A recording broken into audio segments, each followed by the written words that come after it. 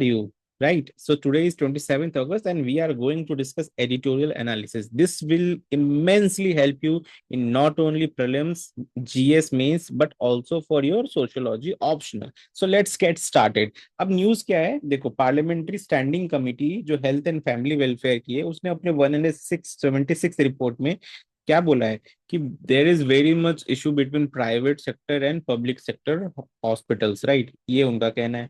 अब क्या है, अगर नॉर्मल हॉस्पिटलाइजेशन में 50,500 खर्च होते हैं प्राइवेट हॉस्पिटल में, तो जो गवर्नमेंट फैसिलिटी है वहाँ पे ओनली 6,600 खर्च हो रहे हैं।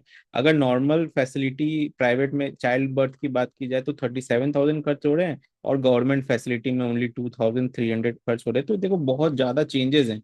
इसके कारण जो उन्होंने 368 रिकमेंडेशंस दिए हैं, जैसे कि स्टैंडर्डाइज करना पैकेज रेट को, mandatory pre treatment cost estimate बताना, और जो 3 स्टार होटल रेट्स हैं उनके साथ अलाइन करना।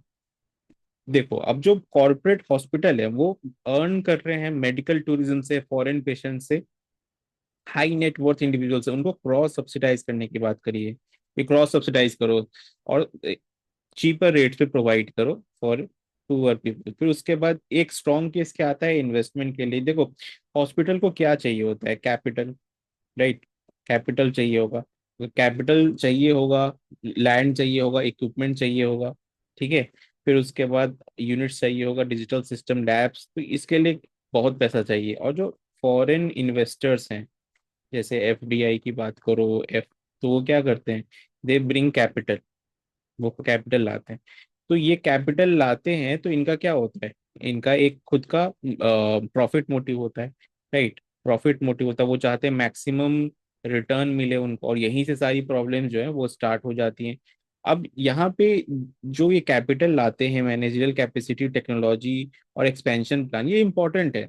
लेकिन अगर आप देखो एक तरीके से इसके कारण हॉस्पिटल पे प्रेशर पड़ जाता है ज्यादा रेट चार्ज करने का। लेकिन रेगुलेशंस अगर एक्सेसिवली रिस्ट्रिक्टिव हो और अनप्रिडिक्टेबल हो तो ये दूसरे जगह चले जाएंगे। इनका ये कहना है कि अगर इन्वेस्टमेंट को बहुत रिस्ट्रिक्ट कर दे एफडीआई को, तो they will move to any other country. वे सपोज वियतनाम चले जाएंगे, वे सिमिलरली डेवलपिंग कंट्रीज के पास चले जाएंगे, ठीक है। अब health care is shaped by what economist call information asymmetry. अब इसको समझो ध्यान से, इंफॉर्मेशन एसिमेट्री का मतलब क्या है। जो पेशेंट होता है, पेशेंट, उसको ये नहीं पता होता कि उसको कौन से टेस्ट करवाने हैं, उसको ये नहीं पता है उसके कौन से मेडिसिन लेनी है, उसको ये नहीं पता है उसको कौन से प्रोसीजर करवाने हैं। यहाँ पे एक जो हॉस्पिटल है वो इस इंफॉर्मेशन एसिमेट्री का फायदा उठाते हैं, दे टेक बेनिफिट, ठीक है। और वो बोलते हैं पेशेंट को, तुम्हें ये टेस्ट कराना है, तुम्हें ये मेडिसिन लेनी है, तुम्हें ये प्रोसीजर चाहिए, और इनके लिए फिनेंशियल इंसेंटिव बन जाता है बहुत strong, and that is damaging, ठीक है। अब हाई कॉस्ट इकोसिस्टम में हॉस्पिटल बहुत ज्यादा सैलरी देते हैं अपने स्पेशलिस्ट को, सुपर स्पेशलिस्ट को एक्वायर करते हैं, एक्सपेंसिव टेक्नोलॉजी, एक्सपेंसिव मशीन्स, ये सारी चीजें करते हैं, क्योंकि उनका रेवेन्यू टारगेट होता है, उनके इंसेंटिव्स देने होते हैं उनको, ठीक है। अब रिजल्टेंट क्या होता है, एक विशियस साइकिल हो जाता है, vicious cycle of high cost, ये आप बता सकते हो। अब उसके बाद देखो यहाँ पे जो मैकेनिज्म है, ठीक है, यहाँ पे सेफ गार्ड की जरूरत है। अननेसेसरी प्रिस्क्रिप्शन नहीं होने चाहिए, सर्जरीज नहीं होने चाहिए, इन्वेस्टिगेशन और मेडिकेशन अननेसेसरी नहीं होनी चाहिए, ठीक है। इसीलिए जो पार्लियामेंट्री स्टैंडिंग कमेटी, उसने भी बोला है कि एक रिव्यू होना चाहिए एफडीआई का, जो न्यू हॉस्पिटल एक्विजिशन में तो पक्का होना चाहिए। देखो अगर एफडीआई को इन्वेस्ट करना है तो they should invest in green field, नए में। Why are they focusing on acquiring old hospitals, old private hospital? Because to maximize gains, ठीक है। तो इंडिया को ग्रीन फील्ड में इन्वेस्टमेंट करना है, जहां मैन्युफैक्चरिंग हो, मेडिकल और इंस्ट्रूमेंट्स की, इस पे फोकस करना चाहिए। और जो कंपटीशन रिड्यूस करने के लिए और एक्सेसिव प्राइसिंग के लिए होने वाला है उसको रिस्ट्रिक्ट करना चाहिए, ठीक है। अब डीआरजी मतलब डायग्नोसिस रिलेटेड ग्रुप्स, ये एक पेशेंट क्लासिफिकेशन सिस्टम है जो स्टैंडर्डाइज करता है hospital reimbursement by paying a fixed predetermined amount for an inpatient stay based on the diagnosis and procedure rather than reimbursing each service separately। इनका ये कहना है कि आप सारे सर्विस को सेपरेटली रीइंबर्स करने के बजाय जब भी कोई इनपेशेंट आए उसका जो डायग्नोसिस हो उसके बेसिस के ऊपर फिक्स्ड पेमेंट पे कर देना चाहिए। ये डीआरजी मेथड है, ये एक रिकमेंडेशन है। अब पब्लिक हेल्थ जो है बहुत इंपॉर्टेंट है।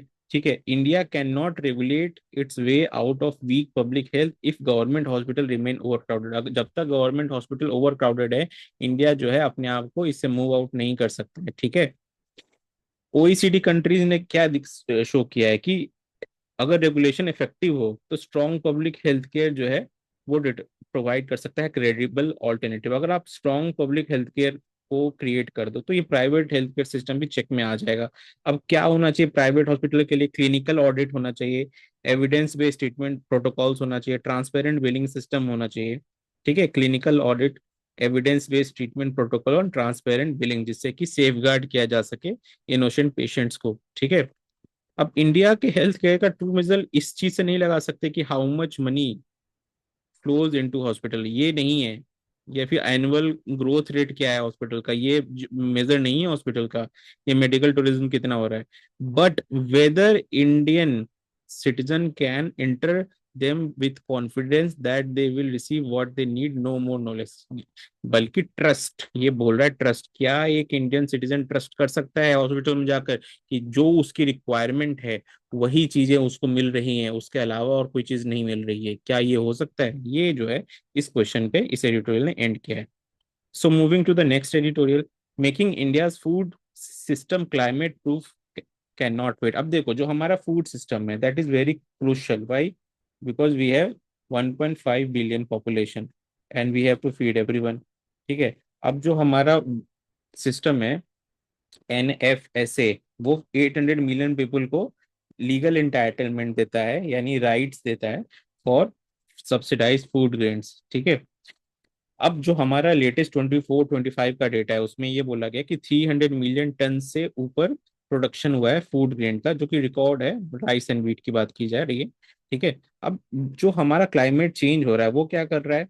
वो पूरे वैल्यू चेन को डिस्ट्रॉय करता है। जैसे एग्जांपल देखो, हीट जो है व्हीट यील्ड को रिड्यूस करता है, इरेटिक मानसून, फ्लडिंग, ड्राउट्स, ये सब कुछ जो है ये इम्पैक्ट कर रहे हैं। अब इसके बाद देखो, जो फार्मर्स होते हैं उनको प्रैक्टिकल टूल्स चाहिए होता है। ठीक है, climate resilient seed varieties, micro irrigation, water shed development, precision farming, digital advisories, weather index, insurances, ये सब मिलेगा तो that will help in protecting farmers from climate जो इश्यू चल रहा है उससे प्रोटेक्ट करने के लिए इन चीजों की जरूरत है। पब्लिक प्राइवेट कोलैबोरेशंस की जरूरत है। ठीक है, जिससे कि रिसर्च एंड डेवलपमेंट हो सके, सर्टिफिकेशन हो, लास्ट माइल डिलीवरी हो, पब्लिक सेफ्टी नेट हो। ठीक है, स्मॉल लैंड होल्डर्स के लिए, मीडियम लैंड होल्डर्स के लिए। ठीक है, अब जो financing climate resilient food system requires green bond. अब ग्रीन बॉन्ड, अब देखो ये सॉल्यूशंस ही हैं ये सारे। ग्रीन बॉन्ड्स होने चाहिए, एडेप्टेशन फाइनेंस होना चाहिए, इंश्योरेंस होना चाहिए, investment in resilient agriculture value chains होना चाहिए, integrating food system into India's net zero pathway, ये सब चीजें होना चाहिए। ठीक है, और ये एक बहुत इंपॉर्टेंट बात कर रहा है क्लाइमेट बफर की। मतलब ये चीजें करके हम एक क्लाइमेट बफर बना सकते हैं, जैसे कि एक फूड सिस्टम का बफर पीडीएस में, कि कभी भी कुछ इशू हो तो हम उस बफर को यूज कर सकते हैं। बट एक एक्स्ट्रा क्लाइमेट बफर बनाने की ये बात कर रहे हैं, that is important. Moving to the next editorial for the today, restoring lakes by going beyond quick fixes. अब देखो, जो लेक्स का डिस्ट्रक्शन हो रहा है हमारे अर्बन एरियाज में, ठीक है, अब सीएजी ने आइडेंटिफाई किया है कि जम्मू एंड कश्मीर में 500 लेक्स जो है 1967 से वो श्रिंक हो चुके हैं। साउथ की बात की जाए तो हैदराबाद 61% लॉस कर चुका है अपनी लेक 1979 से। ठीक है, अब इसमें देखो क्या इश्यूज आ रहे हैं। देखो, जो इशू क्या है ना कि अपॉर्चुनिटी कॉस्ट, क्योंकि ये जो इंक्रोचमेंट है, इंक्रोचमेंट ये क्या करते हैं, ये इकोनॉमिकली इंसेंटिवाइज होते हैं। सपोज एक लेक है, अब इसको इन्होंने इंक्रोच कर दिया। ठीक है, तो क्या करेंगे इसमें कि फिल कर देंगे, फ्रैगमेंट कर देंगे, रिपर्पस कर देंगे। अब इसके बाद क्या करेंगे, यहाँ पे ये तो हाउसिंग बना लेंगे, हाईवेज बना लेंगे, कॉमर्शियल कॉम्प्लेक्सेस बना लेंगे, यानी कुछ इंफ्रास्ट्रक्चर बना लेंगे इस लेक के ऊपर। जो कि लेक था, यूज नहीं हो रहा था, इनको लैंड चाहिए था, लैंड स्कार्स है हमारे कंट्री में, तो ये क्या करेंगे, एक लेक को बर्बाद कर देंगे इंक्रोच करके, फिर उस पर इंफ्रास्ट्रक्चर बना लेंगे। ये चीजें हो रही हैं। अब देखो यहाँ पे क्यों ये इश्यूज हो रहे हैं, ये फ्रैगमेंटेड अकाउंटेबिलिटी है, इस कारण से वीक इंटर डिपार्टमेंट कोऑर्डिनेशन है, डीपली फ्लॉड जो है टेंडेंसी। क्यों? हमारा फोकस जो अर्बन बॉडी का क्या है, ब्यूटिफिकेशन पे फोकस चला गया कि रिवर को, लेक को ब्यूटिफिकेशन कर दो। बट जेन्युइन इकोलॉजिकल रिकवरी पे उनसे अगर कोई आप डेटा पूछ लो, कोई भी वहां पे जो काम कर रहे हो, उनको कुछ नहीं पता होगा। Zero, zero knowledge about data, zero knowledge about ecological recovery. लेकिन वो बोल दो कि ये प्लांट लगाया है, अब वो हो सकता है कि that plant is not impact, is damaging the lake. जैसे इक्लिप्टस की बात करो, कितना डैमेज किया है उसने वाटर को वहां पे, बहुत सारी जगह पे। तो इसलिए जो है इकोलॉजिकल रिकवरी पे फोकस होना चाहिए। Municipal bodies often prioritise visible beautification over ecological repair. Ecological repair पे फोकस ही नहीं है। ठीक है। अब जो है लाइटिंग, फेंसिंग, इन सब पे फोकस किया हुआ है। ठीक है। Water quality, catchment, feeder channel पे फोकस ही नहीं है इनका। फिर उसके बाद तेलंगाना का ये बहुत इंपॉर्टेंट केस स्टडी है कि जो हाइड्रा बनाया है इन्होंने, Hyderabad disaster response and asset protection agency, उसने एक्टिवली रिक्लेम किया है enclose land, lake bed, illegal structure को हटाया है, और डजन्स ऑफ वाटर बॉडीज को रिकवर किया है, रिस्टोर किया है। उसी तरीके से डबल कर दिया, जैसे चोक नल्ला चिरू जो है उसको उन्होंने डबल कर दिया वाटर स्प्रेड। अब लेक चैंपियंस, ये भी एक केस स्टडी है जो बेंगलुरु एंड हैदराबाद में ये भी काम कर रहे हैं रिवर रिस्टोरेशन पे। अब देखो इंडिया का जो अर्बन फ्यूचर है ना, वो कॉम्प्लेक्स है, क्राइसिस फेस कर रहा है, लैंड का, लॉ का, गवर्नेंस का। अब इसके लिए जो है ना, हमें डीप स्ट्रक्चरल रिफॉर्म्स चाहिए। अब जैसे वाटर बॉडी जो है, उनको इंटीग्रेट करना है सिटी प्लानिंग में। जब भी कोई सिटी प्लानिंग बनेगी, उसमें वाटर बॉडी के बारे में होना चाहिए कि क्या इश्यूज रहे हैं, क्या चीजें होनी चाहिए, राइट। उसके बाद लेक बाउंड्रीज और कैचमेंट नीड्स जो हैं, उसको प्रोटेक्शन मिलना चाहिए। ठीक है, पेनल्टी लगनी चाहिए। और उसके बाद कंसिस्टेंट पेनल्टीज के अलावा जो स्ट्रीमलाइनिंग होता है फ्रेगमेंटेड गवर्नेंस का, उसको ठीक करना। जो भी गवर्नेंस मॉडल है वो फ्रेगमेंटेड है, उसको स्ट्रीमलाइन करना है। सारे inter ministerial, inter department coordination होना चाहिए। अकाउंटेबिलिटी सेट करनी चाहिए। और सिटीजन एंगेजमेंट बहुत इंपॉर्टेंट है। लोगों को एंगेज करना है, लोगों को बोलना है कि ये आपकी धरोहर है, ये आपके लिए ही है, आपको इसको प्रोटेक्ट करने में इक्वल पार्टिसिपेशन रखना है, तो ही जाके चीजें होंगी। Now let's look at some sociological perspective. अगर हम प्राइवेट हेल्थ केयर बूम की बात करें, ठीक है, तो कार्ल मार्क्स का जो कमोडिफिकेशन वाली चीज है, राइट, कि हेल्थ केयर जो है वो मार्केट एंड प्रॉफिट पे फोकस कर रहा है, वो इससे क्या हो रहा है, कॉन्फ्लिक्ट राइज हो रहा है, health as a social need और health care as a commodity. ठीक है, ये एक कॉन्फ्लिक्ट हो रहा है। मैक्स वेबर की बात करें रैशनलाइजेशन पे, तो कॉर्पोरेट हेल्थ जो है प्रमोट करता है कैलकुलेशन, एफिशिएंसी, स्टैंडर्डाइजेशन और रेवेन्यू टारगेट। लेकिन इकोनॉमिक रैशनलिटी जो है ओवर शेडो कर रहा है मेडिकल नीड को। ठीक है, इकोनॉमिक्स इंपॉर्टेंट हो जा रहा है यहाँ पे। ठीक है, इवानलिस्ट के जो मेडिकलाइजेशन है वो क्या कर रहा है, ग्रोइंग डिपेंडेंस है टेस्ट पे, प्रोसीजर्स पे, इंटरवेंशंस पे। इसको ओवर मेडिकलाइजेशन कहते हैं। ये कीवर्ड्स आप नोट कर सकते हो। फिर पेयर वर्डू का क्या कहना है, इकोनॉमिक कैपिटल। ठीक है, तो access to quality private health care जो है वो डिपेंड करता है इकोनॉमिक रिसोर्सेज क्या है। अगर आप रिच हैं तो you will get best resource. ठीक है, आपके सर्वाइवल के चांसेस बढ़ जाएंगे। ठीक है, तो ये क्या बताता है, ये बताता है इनइक्वालिटी जो कि है सोसाइटी में। फिर उसके बाद ये कीवर्ड्स आप नोट डाउन कर सकते हो, making India food security climate proof. ठीक है, अब इस वाले एडिटोरियल में हम बात कर रिक की, तो रिस्क सोसाइटी की बात करिए। ठीक है, मॉडर्न सोसाइटी जो है वो मैन्युफैक्चर और सिस्टमेटिक रिस्क दोनों ही फेस कर रहे हैं। ठीक है, जैसे क्लाइमेट चेंज की बात करें तो पूरे फूड चेन को थ्रेटन कर रहा है।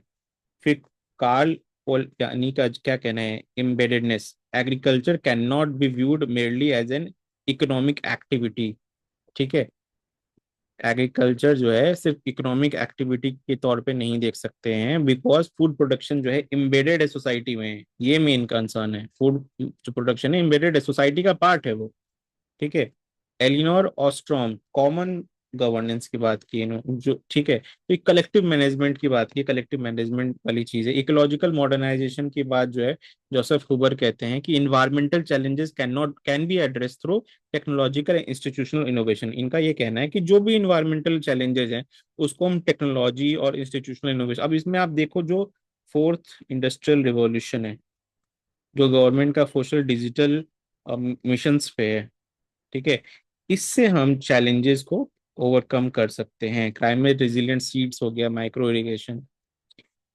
नेक्स्ट ये कीवर्ड नोट ऑन कर सकते हैं। फिर restoring urban lake beyond cosmetic fixes. अब देखो, जो उल्रिक बेक है उनका risk society, unplanned development generate environmental risk. जब भी अनप्लान डेवलपमेंट होगा तो इन्वायरमेंटल रिस्क होगा।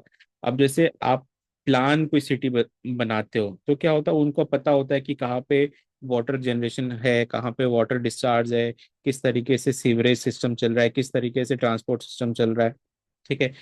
गैरेट हार्डिंग का क्या कहना है, ट्रेजेडी ऑफ कॉमन्स।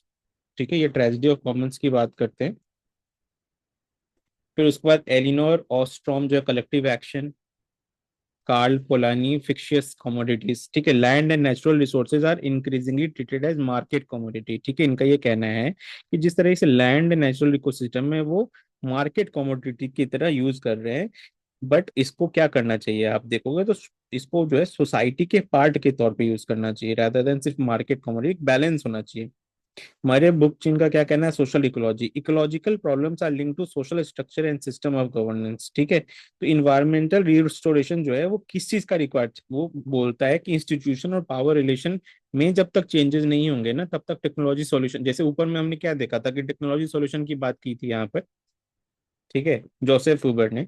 बट यहाँ पे जो मरे बुकचिन है उनका क्या कहना है कि जो इन्वायरमेंट रिस्टोरेशन है उसमें इंस्टीट्यूशंस और पावर रिलेशन में चेंज होगा तभी चीजें होंगी, नहीं तो नहीं हो पाएंगी। ठीक है, so that's it for today. We will again connect for another editorial analysis. You can subscribe to our YouTube channel and please like and share it. Thank you.